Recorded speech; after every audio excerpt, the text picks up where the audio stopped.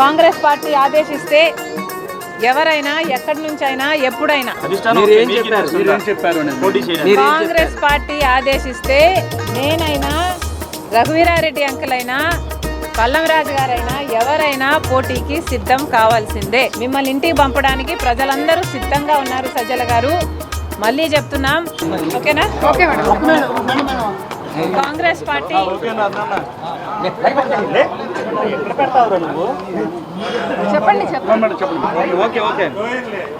ఈ ఎన్నికలకు సంబంధించి ఎమ్మెల్యే ఎంపీ స్థానాలకు గాను కాంగ్రెస్ పార్టీకి వచ్చిన అప్లికేషన్లు దాదాపు 1500.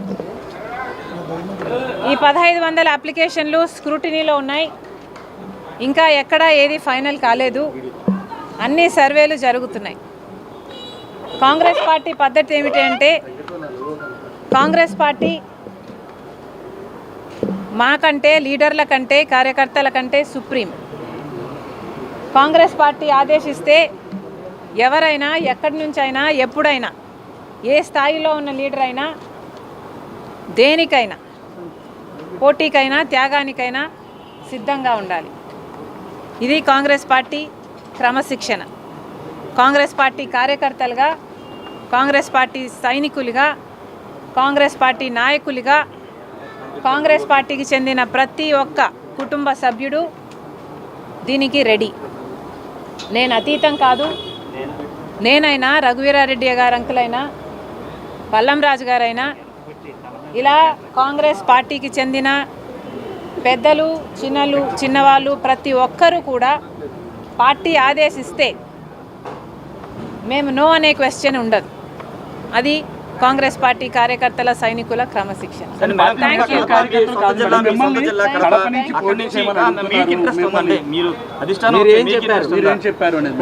కాంగ్రెస్ పార్టీ ఆదేశిస్తే నేనైనా రఘువీరారెడ్డి అంకుల్ అయినా పల్లంరాజు గారైనా ఎవరైనా పోటీకి సిద్ధం కావాల్సిందే. కాంగ్రెస్ పార్టీ ఆదేశిస్తే ఎవరైనా పోటీకి సిద్ధమే. మాలో కాంగ్రెస్ పార్టీ కుటుంబంలో ఉన్న ఎవరైనా సిద్ధమే. మేడం సజ్జల గారు కామెంట్ చేశారు మన రేవంత్ రెడ్డి చేసిన వ్యాఖ్యల మీద. రేవంత్ రెడ్డి కానీ షర్మిల కానీ పగటి కళ్ళకు అంటున్నారు, రాత్రి కళ్ళకు అంటున్నారు. అవి నిజమయ్యే కళ్ళ కాదని ఒక కామెంట్ చేశారు. ముఖ్యమంత్రి గురించి మీరు ముఖ్యమంత్రి సజ్జల గారు సమాధానం చెప్పాల్సింది రాష్ట్రంలోని సమస్యల గురించి. సజ్జల గారు సమాధానం చెప్పాల్సింది రేవంత్ రెడ్డి గారు అక్కడ ఎందుకు వచ్చారు, ఏం మాట్లాడారు అన్న విషయం గురించి. మేము ఏ కలలు కంటున్నామో పక్కన పెట్టండి. మీరు ఏ కలలు కంటున్నారో ప్రజలందరూ గమనిస్తున్నారు.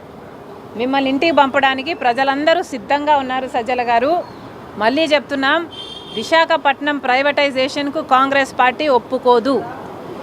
కాంగ్రెస్ పార్టీ ఈరోజు విశాఖపట్నం కోసమైనా, ప్రత్యేక హోదా కోసమైనా, పోలవరం కోసమైనా, రాజధాని కోసమైనా, కడప స్టీల్ ఫ్యాక్టరీ కోసమైనా, ఇలా ఏపీ రీఆర్గనైజేషన్ యాక్ట్లో ఉన్న ఆంధ్ర రాష్ట్రానికి చెందిన హక్కులన్నిటి కోసం కొట్లాడుతున్న ఏకైక పార్టీ కాంగ్రెస్ పార్టీ.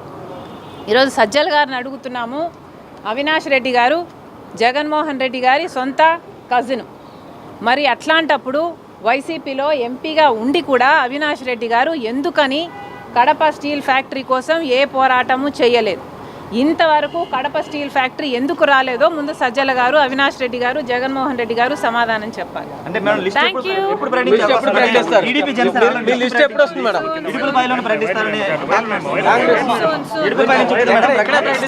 అధిష్టానం క్లియరెన్స్ ఇవ్వగానే అన్ని క్లియర్గా ఉంటాయి. అన్ని క్లారిటీ వస్తుందమ్మా. Thank you.